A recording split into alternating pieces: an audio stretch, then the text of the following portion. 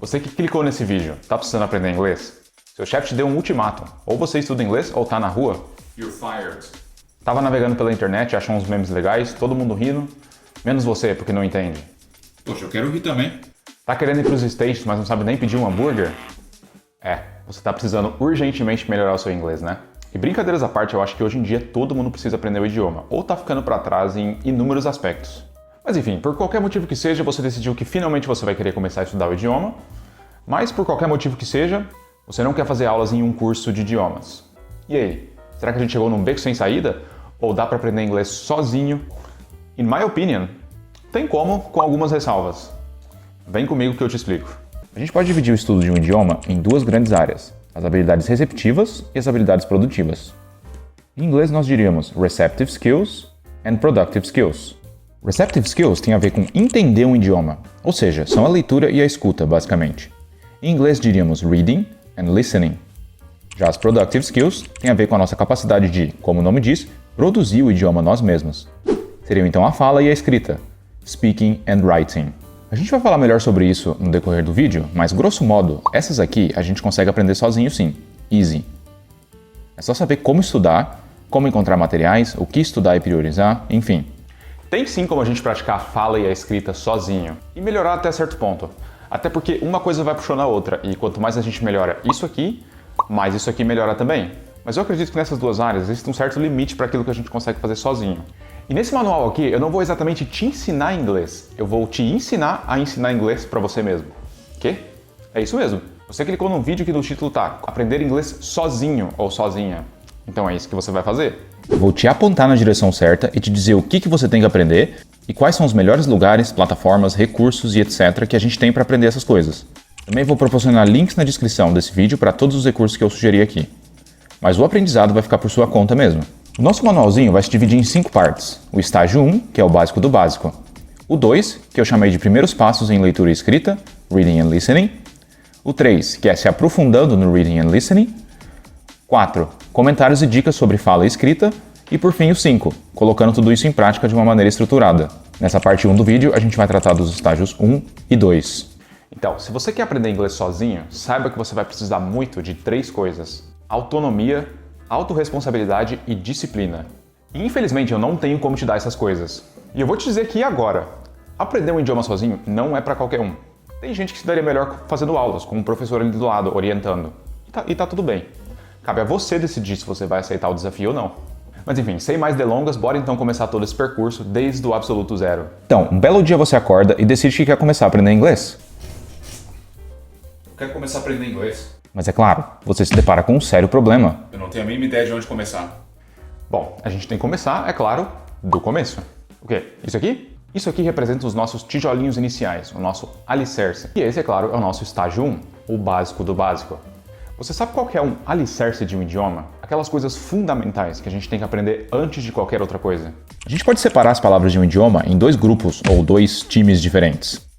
Palavras gramaticais e palavras lexicais. Palavras lexicais são aquelas que têm um significado por si só. São verbos, adjetivos e substantivos. Verbs, adjectives and nouns. Por exemplo, a palavra pato, que é um substantivo, duck em inglês, é uma palavra com conteúdo inerente, por assim dizer. Já que quando a gente fala a palavra pato, você imediatamente pensa no animal. Já as palavras gramaticais não têm significado por si só. Elas são o que dão a liga ou estabelecem relações entre as palavras lexicais. São artigos, pronomes, preposições, conjunções e certos verbos e adjetivos ou advérbios, eu diria. Por exemplo, a palavra pato tem um sentido por si só, porque faz você pensar em um animal. Mas pato sozinho não é uma frase muito boa, né? Agora, se eu disser o pato é bonito, nós temos uma frase completa. Mas só porque nós temos as palavras o e é para dar sentido a ela. O e é são palavras gramaticais. Em inglês a frase ficaria The duck is beautiful. The e is, de maneira correspondente, também são palavras gramaticais. E essas palavras gramaticais são o mais importante. É isso que a gente tem que aprender primeiro. E em geral, os materiais didáticos concordam comigo. Tanto que geralmente em qualquer curso de idioma, em qualquer livro didático, a gente sempre começa aprendendo essas coisas. Pronomes pessoais, artigos, verbo to be, enfim. Você sabe por quê? É porque a gente consegue entender um idioma partindo só de palavras gramaticais, sem saber muitas palavras lexicais daquela língua. Mas o contrário não é verdade. Novamente, pensa numa casa. As palavras lexicais são as nossas paredes e o telhado. As gramaticais são a nossa fundação, ou alicerce. Para erguer as paredes e o telhado, a gente precisa do alicerce. Não tem como começar a construir uma casa pelo teto. De maneira mais aprofundada, eu incluiria no nosso alicerce de coisas fundamentais a serem aprendidas primeiro: pronomes pessoais, artigos, possessivos, verbos básicos como o verbo ser e estar, conjunções básicas de ligação de frases como mas, também, e, present simple e present continuous, que são, grosso modo, os tempos verbais que a gente usa para fazer frases no presente, em inglês. E no início, qual que é a melhor forma da gente aprender esses elementos básicos da língua inglesa? Para mim, é fazendo videoaulas e fazendo exercícios para praticar os conteúdos. E você consegue encontrar excelentes videoaulas de graça aqui no YouTube mesmo. Não precisa ir para nenhuma outra plataforma, nem outro lugar para procurar se você não quiser. E você pode abordar o quesito videoaulas de duas formas diferentes. Ou você procura um curso básico de inglês do zero e segue ele desde o início, completo, ou você pode pesquisar só videoaulas sobre algum assunto específico, como por exemplo, videoaula verbo to be, ou videoaula pronomes pessoais, enfim. Então eu vou dar algumas recomendações aqui, mas é claro, você pode ir além disso, você pode procurar outras coisas, você pode decidir que outros vídeos que você viu são melhores do que aqueles que eu mostrei aqui, enfim, não tem problema nenhum. E como eu disse mais pro início do vídeo, esse percurso vai exigir muita autonomia da sua parte. Mas de qualquer maneira, para um curso completo desde o zero, eu recomendo o curso de inglês certificado da Teacher Laís. Ela segue uma abordagem comunicativa muito legal. Para aulas sobre conteúdos específicos, tem os conteúdos da Teacher Karina Fragoso, que pelo que eu vi são muito bons também. Agora, só ver videoaulas nesse estágio não vai adiantar muito. Você também vai precisar praticar os conceitos e tópicos que você vê nas suas videoaulas, porque senão você vai acabar esquecendo muito rápido. Numa videoaula você aprendeu sobre pronomes pessoais, beleza, fez sentido na aula. Mas depois de um tempo você vai esquecer porque você não vai usar. Então, no site learnenglish.britishcouncil.org você tem resumos dos principais tópicos gramaticais básicos, que vêm junto com alguns exercícios no final, para você testar e fixar os seus conhecimentos. Você sempre pode pesquisar coisas como Verb to Be Exercises para encontrar mais uma série de plataformas com exercícios grátis sobre qualquer conteúdo. Além disso, já desde esse estágio inicial e por todo o nosso percurso, eu recomendo também o uso do Duolingo. O app vai te ajudar a rever conteúdos que você viu em aula de uma maneira leve e divertida. Ele ajuda bastante a fixar regras gramaticais e vocabulário, pela minha experiência. Depois que você já estiver mais ou menos encaminhado nesse estágio inicial, você, é claro, pode continuar fazendo todas essas coisas, mas também a gente pode começar a entrar no nosso estágio 2, Receptive Skills, Reading and Listening. Esse estágio vai significar basicamente a integração e o consumo de materiais de inglês no seu dia a dia. Qualquer coisa que signifique mais contato com o idioma, em qualquer coisa que seja produzida em inglês, mas que seja de um nível básico, que um aluno básico consiga não necessariamente entender com 100% de facilidade, mas materiais que você possa usar como escada para você ir aprendendo e evoluindo cada vez mais. A ideia aqui é provocar uma imersão sua no idioma.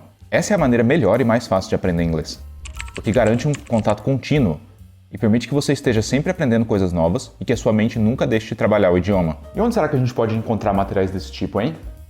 Bom, novamente, o próprio YouTube é uma ótima maneira de começar. Diálogos e conversações básicas são uma excelente maneira de começar a praticar o Reading and Listening Comprehension. Pesquisando English Conversation for Beginners, por exemplo, você encontra diversos vídeos desse tipo, com conversas básicas que você pode escutar em casa, no trânsito, na academia ou em qualquer outra situação. Para um recurso um pouquinho mais avançado, mas ainda de nível básico, eu recomendo muito os podcasts do British Council. Lá você encontra episódios temáticos, desde tópicos básicos, como cumprimentos e trabalho. Você tem a transcrição de todos os podcasts, caso o listening ainda esteja muito difícil. E, além disso, exercícios no fim da página para praticar a linguagem utilizada durante o podcast. Realmente muito bom. O Podcasts in English também é uma boa opção. Eles têm podcasts menores, com transcrições e exercícios, com o diferencial que é possível baixar os áudios de lá para ouvir em outras situações. Além disso, o site newsinlevels.com também é uma excelente escolha para praticar Reading Comprehension. Lá você encontra notícias reais em inglês em 3 níveis de dificuldade diferentes. A mesma notícia, só com linguagem mais básica, intermediária ou avançada. Vale muito a pena. Além disso, siga páginas nas redes sociais que produzem conteúdo em inglês, canais no YouTube que façam conteúdo em inglês, enfim.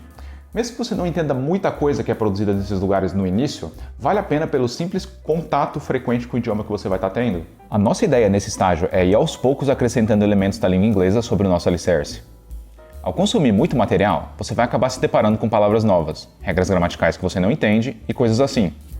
E apesar da intenção aqui ser aprender de maneira orgânica, ainda assim tem alguns tópicos que eu acho que vale muito a pena a gente estudar de maneira mais focada. Na maneira do estágio 1, ou seja, videoaulas e exercícios. Aqui eu incluiria o passado, past simple e past continuous, futuro, que inclui futuro com will e going to, e verbos modais, ou modal verbs, como can, may, could e should. Além disso, nesse estágio eu acho que vale muito a pena a gente se atentar para duas listas, a das 100 palavras mais comuns do inglês e dos 25 verbos mais comuns do inglês. Essas duas listas compõem a base responsável por 80% de todo o conteúdo que é produzido no idioma. Como eu expliquei melhor no vídeo Aprenda Inglês de Verdade. Dá uma olhada nessas listas e se familiarize com a maioria dos termos que estão lá.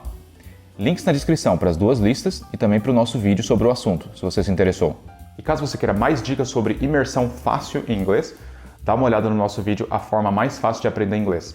Link na descrição também. Mas enfim, já nesse estágio 2 aqui, a sua autonomia, proatividade e perseverança vão ter que trabalhar bastante. Isso porque, mesmo com esse tipo de material básico, se você é um aluno que começou do zero, eles ainda vão ser um pouco difíceis de você entender muitas vezes.